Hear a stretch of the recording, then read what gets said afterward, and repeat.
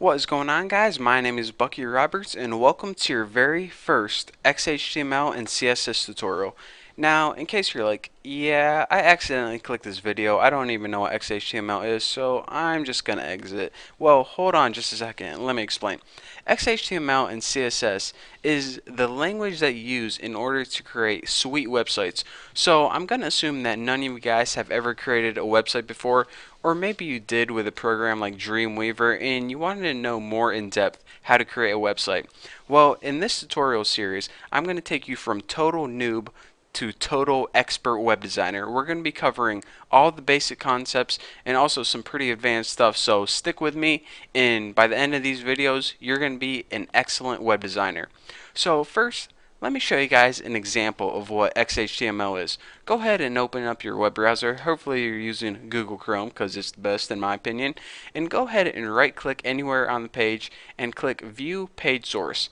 Now, a new screen opens and it's all this computer mumbo jumbo that we really don't know what it is. This is actually mostly XHTML and CSS. All these little symbols and all these little class equals whatever, all this little crap. We can't What the heck? Do you guys hear that siren? There's like a big fire going on behind me. Anyways, I get easily distracted. So, anyways, by the end of these tutorials, you're going to be learning what all of this stuff means right here. And you're going to be learning how to take this code and turn it into, right here, a beautiful website. Entrepreneurs who create the corporate world. Gonna have to check that out later. Like I said, I get easily distracted. But anyways, check it out.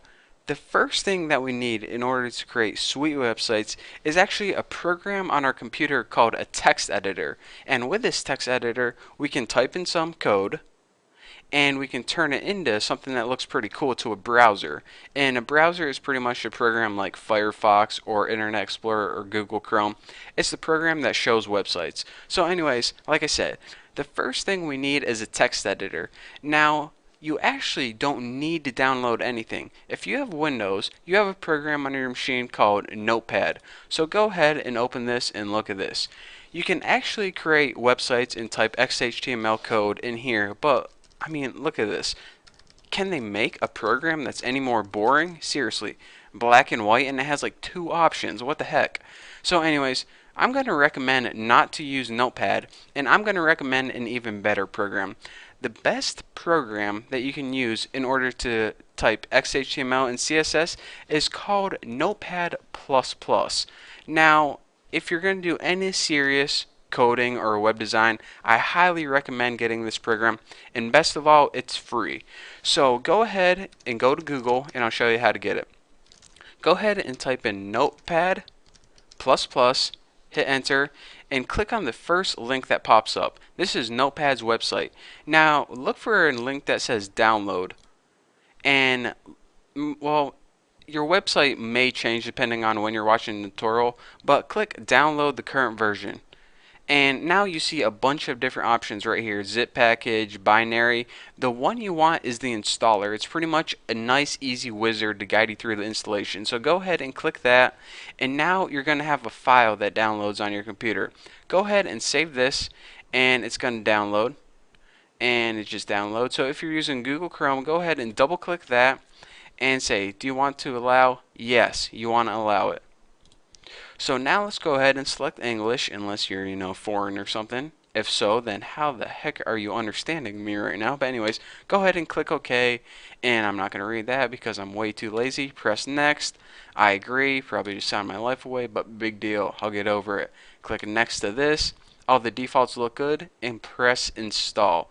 Now it's going to go ahead and install in your system right now, and then make sure you have Run Notepad. Actually, don't click that and make sure you hit finish.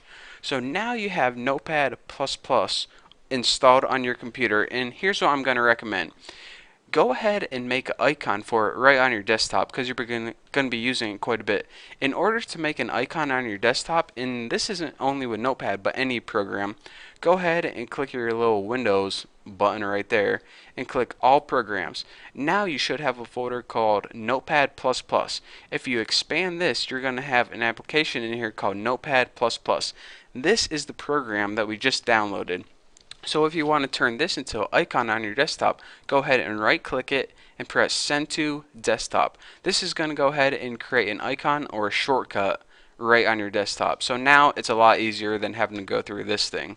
So now go ahead and double click this and open it, and bam. Look at that. How beautiful is this?